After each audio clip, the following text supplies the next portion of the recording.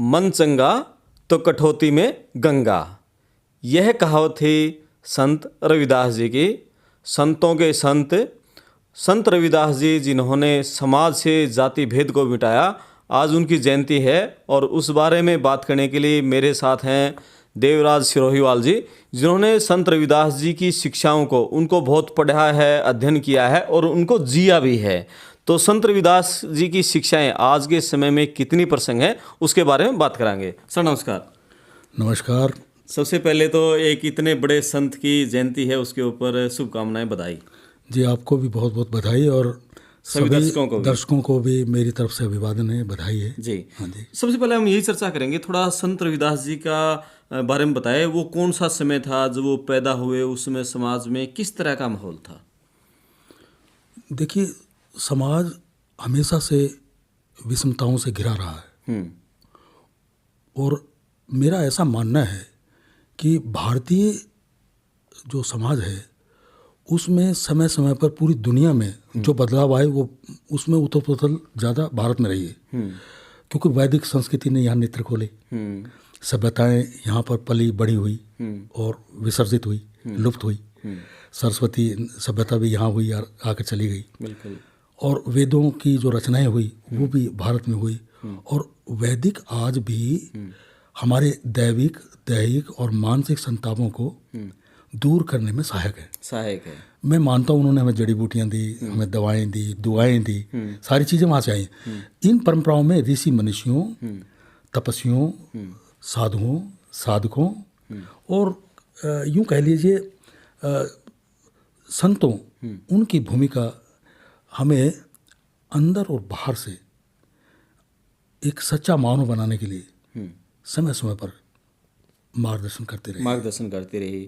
संत कबीरदास, स्वामी रामानंद, फिर उनके अपने रविदास जी, मीराबाई, मतलब समय समय पर ऐसे संत आते रहे जो कि समाज को चेताते रहे। हाँ, गहन बात मैं आपको बताने जा रहा हूँ। जैसे श्रीमद् भागवत गीता में भगवान श्री कृष्ण ने जो मूल मंत्र दिया मानव सभ्यता को, वो किसी मजहब की दीवारों में नहीं बांधा जा सकता। बिल्कुल। वो किसी एक मजहब के लिए उसको कहा नहीं जा सकता। समूची मानव जाति के लिए कर्म का सूत्र दिया गया कि कर्म कर। कौन सा कर्म? निष्फल कर्म, निष्काम कर्म, जिसमें फल ना हो। फल, अगर फल में इच्छा है तो भी कर्म करना होगा और अगर कर्म में इच्छा है तो फल निश्चित है। बिल्कुल। तो इस भेद को समझाने के लिए हमें संत रविदास जैसे जो संत हैं उनकी परिभाषित जो उनके मूल मंत्र हैं उन पर ध्यान देना चाहिए। बिल्कुल। जैसे मसलन उन्होंने कहा कि श्रम यानी मेहनत, कर्म यानी उन्हें उस जमाने में कृत भी बोला गया है। तो कृत और भक्ति दर्शन एक ही स्वरूप है। कितना नज़दीक है ये, इसका उदाहरण है, अगर आपका मन सच्चा है, आपके मन में किसी के प्रति किसी तरह का भय नहीं है, आपके मन में किसी के प्रति आक्रोश नहीं है, आपके अंदर कोई निंदनीय तत्व नहीं है जी। आप जो गीता कहती है कि व्यक्ति को व्यक्ति से खुद में उद्धार करना चाहिए, तो वो व्यक्ति से व्यक्ति में खुद को उद्धार करने की बात कहते हैं। उदाहरण के तौर पर कर्म सूत्र ऊंचा है जी। कोई उच्च वर्ग से हो, निम्न वर्ग से हो, या है दृष्टि से जिनको हम देखते हैं, ऐसी भिन्नता हम स्वीकार नहीं करते संत रविदास अपने उसमें वाणी में, क्योंकि वो ये कहते हैं कि अगर कर्म आपका श्रेष्ठ है, अगर आप कर्म कोई ऐसा नहीं होता, छोटा नहीं होता, ना कर्म बड़ा होता है। कर्म करने वाला व्यक्ति हमेशा समाज में पायदार रहता है जी। और उसकी इज्जत होना स्वाभाविक है।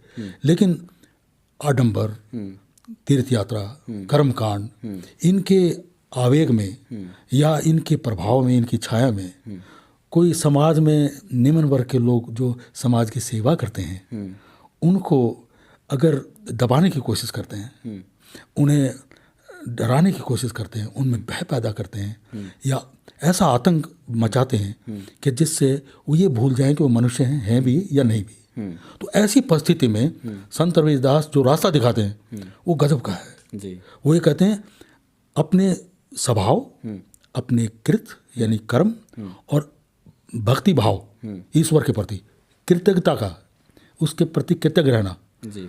इस तरह का भाव आप रखेंगे तो अंदर से आप निर्मल होंगे, तो बाहर एक कवच, एक आवरण आ जाएगा भक्ति का, एक दर्शन का, जी। और आप एक सुखमय जीवन की तरफ बढ़ेंगे।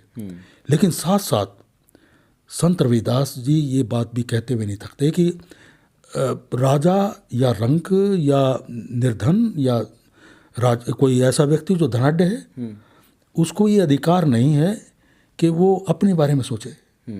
उसे अधिकार है अपनी जनता के बारे में, अपने जो उनके साथ काम करते हैं उनके बारे में, जो उनकी सेवा करते हैं दिन रात, उनके भले के बारे में भी सोचें, उनके बारे में सोचिए। मानवता के नाते। जी बिल्कुल। और उनको ये एहसास दिलाएं कि वो किसी तरह से भी हमसे कम नहीं है।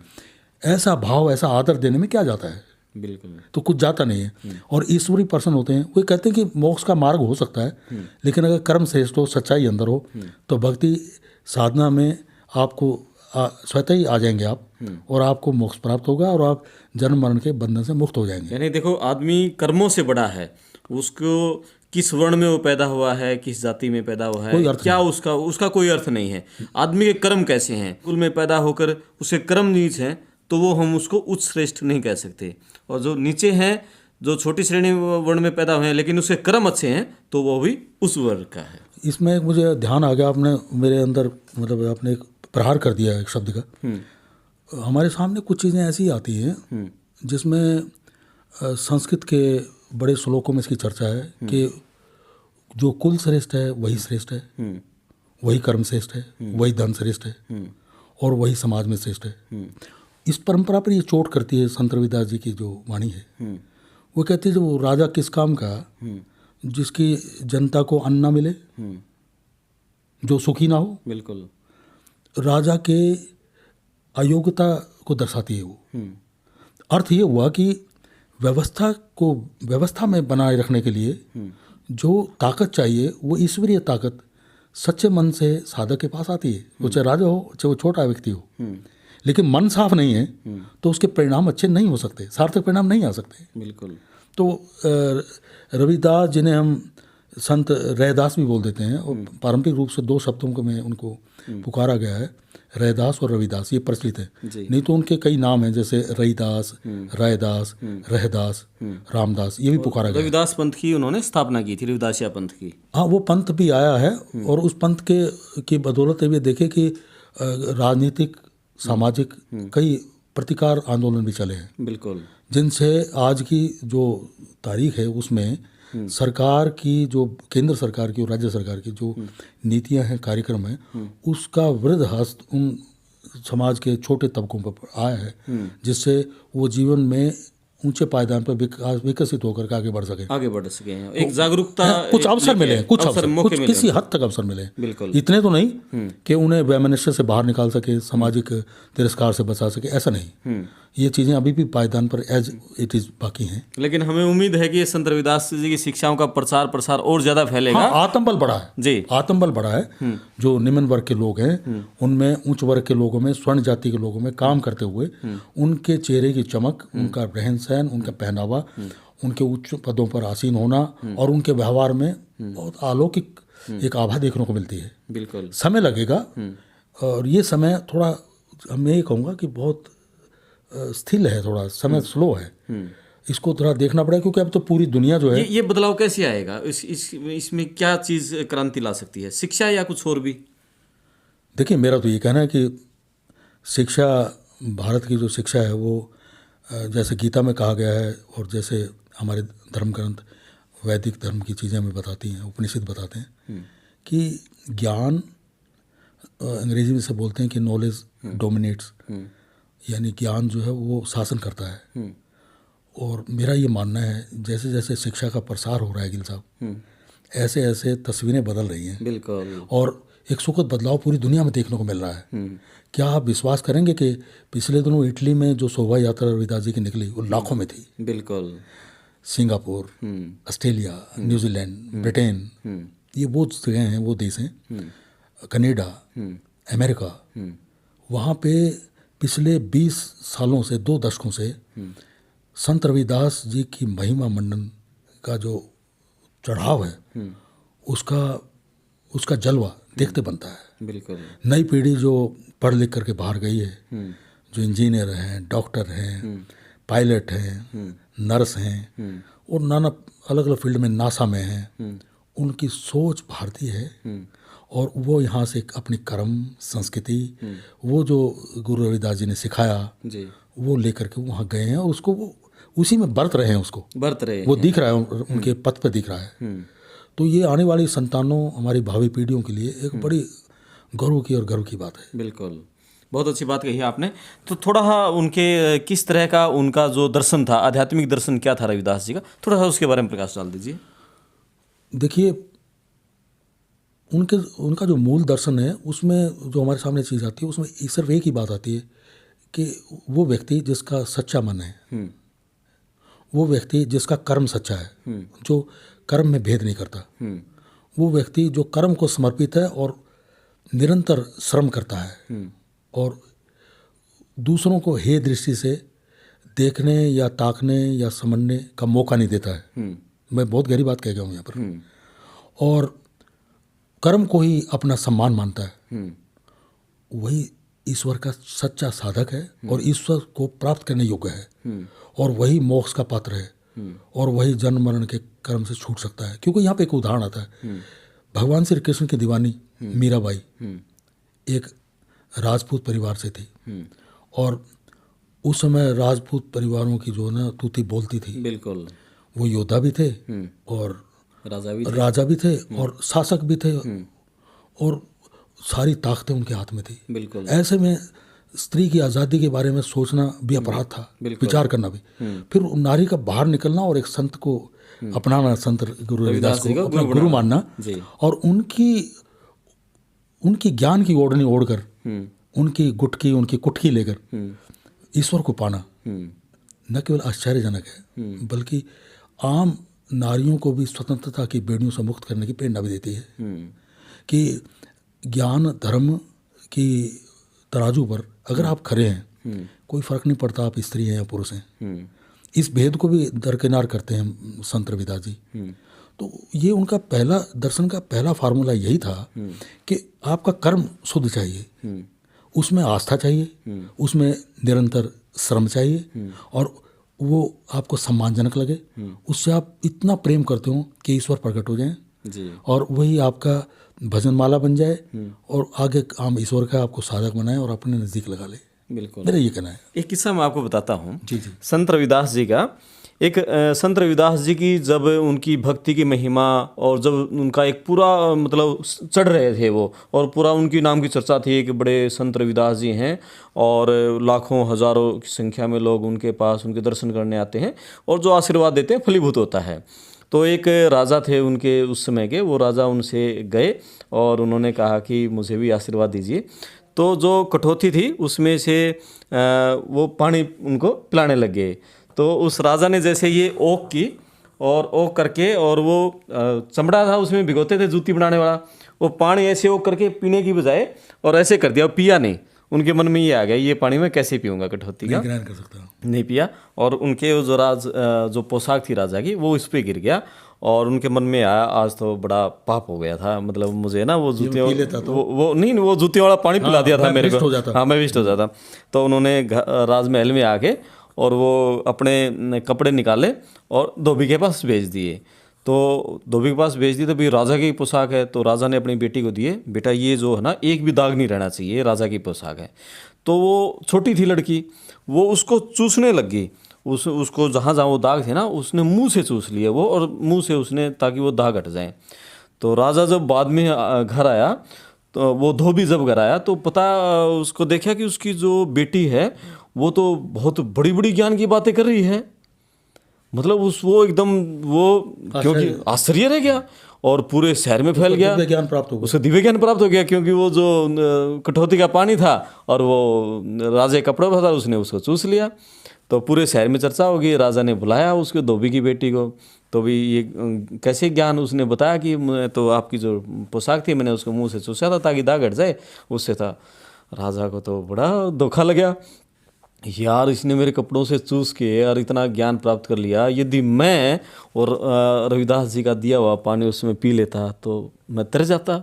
वो दोबारा रविदास जी के पास गए कि वो गलती होगी और मुझे दोबारा वो अमृतपान करा दीजिए। बोले अभी वो तो समय था, अब वो समय पता नहीं कब आएगा। सही, बिल्कुल है? तो ऐसा रविदास जी का मैंने एक उनकी अपने महिमा, संत मन चंगा तो कठौती में गंगा। जी जी वही बात आपने कही है कि अगर आपका मन साफ हो, वही बात वो कह रहे हैं, जी तो गंगा स्वतः आपके अंदर है। जैसे मेरा ये कहना है उसका भी एक किस्सा है। हाँ, मन चंगा तो कठौती में गंगा, उसका एक किस्सा है, कहानी है। वो भी कहानी मैंने एक सत्संग में सुनी है कि वो उनका जो एक था वहाँ उसी नगरी में रहता था जहाँ रविदास जी रहते थे। तो उसने कहा कि भाई गंगा जी स्नान करके आते हैं। रविदास जी कहा आप भी चलो। रविदास जी बोले भी मुझे तो देखो समय नहीं है और मैं काम कर रहा हूँ, आप ऐसा करना। ये उन्होंने उससे कठौती में से 1 रुपया निकाल के उनको दे दिया और आप स्नान करने के बाद और ये गंगा मैया को मेरा 1 रुपया दे देना। और लेकिन देना तब वो हाथ बाहर निकाल के ले। शर्त ये। तो उसने स्नान किया और कपड़े पहने, फिर उसने सोचा भाई रविदास जी ने कहा था मेरा 1 रुपया देना। तो उसने वो 1 रुपया, गंगे माई ये रविदास जी का 1 रुपया लो, और गंगा में से हाथ बाहर निकल के आया, ले लिया वो रुपया और लेके उसको एक और दे दिया, बदले में कुछ उसको सोने का कड़ा दे दिया कि ये सोने का कड़ा दे देना, रविदास जी को दे देना। फिर उसको लोभ आ गया और उन्होंने क्या किया, लोभ आ गया, रविदास जी के सामने से निकलने लगा। रविदास जी ने टोका, हाँ भी वो दे दिया था गंगे माई को। बोले हाँ दिया मैं दिया और कह के निकल गया। कहीं रविदास जी को कड़ा लग गया और कड़ा मांग ले, मन में चोर था।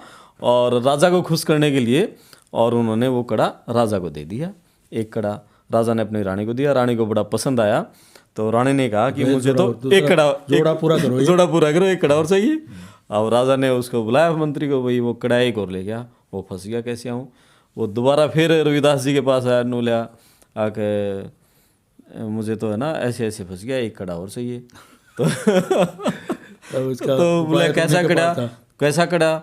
बोला जी ऐसे ऐसे उसको गलती सच्चाई बताई, उनके पैरों में पड़ गया, ऐसे ऐसे गंगे जी ने दिया था। बोला भाई ले कठौती में। उसने हाथ मारा तो देश में बहुत सारे कड़े निकले, पैरों में पड़ गया उनके। तो तब थी मन चंगा तो कटौती में गंगा। जी। ये मैंने जो अपने विनोद वाले राधा स्वामी विनोद के महाराज जी हैं, उनके सत्संग में उन्होंने इस तरह की बातें बताई थी दोनों। वो अक्सर ये सत्संग में इनकी चर्चा होती है। वो हर साल रविदास जयंती पर हर साल सत्संग करते हैं। जो गुरु साहब होते हैं वो लोग इसकी चर्चा करते हैं हर जगह। बिल्कुल। अभी कई तरह के मतांतर हैं इन चीज़ों को लेकर, लेकिन संत कभी विस्मृत नहीं होते। बिल्कुल, सबके लिए उपयोगी हैं। और संत सभी के लिए हैं। और संत एक कौम का नहीं होता, एक देश का नहीं होता। वो सार्वभौमिक है, वो पूरी मनुष्य जाति के लिए। बहुत अच्छी। कुछ और आपके मन की बात कहें आखिरी में? बस मेरा मन तो ये कि मैं तो थोड़ा इस तरह का हूँ कि मैं सबके लिए जीता हूँ। और मेरा मन क्योंकि निष्पक्ष मन है और निर्विरोध, किसी के विरोध में नहीं खड़ा होता, ना किसी के पक्ष में, न्यूट्रल हूँ जी। और उससे आनंद बढ़ा आता है। हम चीज़ें देख सकते हैं, समझ सकते हैं और फिर प्रतिक्रिया कर सकते हैं। प्रतिक्रिया भी सुखद, विरोधाभास की नहीं जी, जिससे जीवन बदल सके, जो हम लोग सुखी हो सकें, हम सब लोगों के चेहरे में मुस्कान हो, समाज उन्नत हो, बच्चे तरक्की करें, हमारा खान पान अच्छा हो। तो ये जैसे बदलाव आ रहा है कि अभी मिलेट्स ये रहे, अब ये तो मोटा खाना है। अब ये बातें तो आज से 40 साल पहले होनी चाहिए थी, जब ये छूटने लगा था। बिल्कुल, जब ये हमारे हाथ से जा रहा था थाली में से। तो आज ये प्रयास अगर ये सरकार भी सोच रही तो बहुत अच्छी बात है, क्योंकि ऐसा मानना है अगर आपका आहार अच्छा है, आपका विहार अच्छा है, तो परमात्मा की भक्ति, आपका मन भी अच्छा होगा, परमात्मा की भक्ति को आप जैसा खाया न वैसा हो जाएगा मन। बिल्कुल, बहुत बढ़िया। और हमारे दर्शक जो आपको पहली बार सुन रहे होंगे वो ये कह रहे होंगे आप शुरुआत से ही रविदास जी पे बात करने लगे, आपने पूरा परिचय तो देवराज जी का करवाया नहीं, पूरा परिचय आखिर में आप अपना दिए। कहाँ से हैं, कहाँ जन्म हुआ? मैं देखिए, परिचय तो क्या है, साधारण सी बात है। मेरा जन्म स्थान तो वास्तव में झज्जर है, मेरे नाना के यहाँ मेरा जन्म हुआ। और मैं मूल रूप से रहने वाला हूँ देवबन का, जो कैथल के पास है। कुरुक्षेत्र की जो धर्मभूमि है उसके 48 कोस में मेरा गांव आता है। और बचपन से ही मैं बहुत ही सात्विक और विचारों को सुनने वाला और म्यूज़िक को सुनने वाला और दुनिया के आसपास में जो कुछ हो रहा है उसको बड़े ध्यान से देखने वाला। बाद में एक लेखक और पब्लिक रिलेशन में आया मैं जी। और 40 साल की नौकरी के बाद जो है मैं रिटायर हो चुका हूँ 10 साल पहले। लिखना पढ़ना बकाया है। अभी कुरुक्षेत्र में रहते हैं? अभी मैं कुरुक्षेत्र धर्म नगरी में। हाँ जी, हाँ जी। जी। तो काफ़ी दूरदर्शन के लिए काम किया, कई फिल्मों में भी काम किया। और टाइम्स ऑफ इंडिया में मैंने 4 साल लिखा है और 4 साल यूनिवर्सिटी में पढ़ाया भी है मॉस्को में। आपके तो अनेकों लेख हजारों की संख्या में अखबारों में लिखे गए हैं। हाँ जी, उनका अंदाजा गिनती नहीं है सर। गिनती नहीं है, अनगिनत गिनती हो गई। गिनती नहीं है उसकी। अभी भी चल रहे हैं, कोई बुला लेता चला जाता हूँ। बिल्कुल बिल्कुल मैं सहज और सरल हूँ और किसी की भी पहुँच में हूँ। जी, बहुत बढ़िया, बहुत अच्छा लगा आपसे प्यार बात दिया। करके। तो मैं तो बहुत खुश हूँ आपने बात की और ये मौका मिला आपसे मिलके, बहुत अच्छा लगा। आपको जींद में मिले थे हम, जी जी जी तो मुझे याद आ रहा आपने राग में हरियाणा के बारे में बात की थी, जो गाँव है। जी। और देवराज सिरोहीवाल जी ने बड़ा हमारे हरियाणा की साहित्य, संस्कृति, इतिहास पर बड़ा अच्छा काम किया हुआ है। कुछ हमने म्यूजियम भी स्थापित किए हैं। जी जी जी जैसे जींद में म्यूजियम है, तो उसमें कुछ कंट्रीब्यूशन है मेरा, एक गैलरी मेरे नाम से। ऐसे धरोहर हरियाणा का म्यूजियम है कुरुक्षेत्र विश्वविद्यालय में, तो उसमें भी एक गैलरी हथियारों की है मेरी, जो वीर रस को दर्शाती है हरियाणा के। जी। और काफ़ी हथियार जो है ना वो पानीपत के म्यूजियम में भी है, वार मेमोरियल म्यूजियम में। तो इसलिए जो एक म्यूजियम की लहर चली थी, जी तो उस स्थापना को लेकर के काफ़ी लोगों से सहयोग लेके कर के वो काम हुआ था। जी मैं चाहता हूँ भाई संस्कृति को बचाए रखना है, भावी पीढ़ी समझ सके, कर सके। तो ऐसा कुछ चिन्ह तो छोड़ दो, मरना सबने, जाना सबने, सबने जाना है। तो अपने ठाठ अपनी बात सब अच्छे से कह के जाओ। बहुत बढ़िया, मन की बात कह बहुत अच्छा लगा आपसे बात करके और भविष्य मुझे में भी फिर बहुत अच्छा आपसे लगा। मिलते बहुत रहेंगे। आपका बहुत बहुत शुक्रिया। थैंक यू, नमस्कार, थैंक यू। धन्यवाद।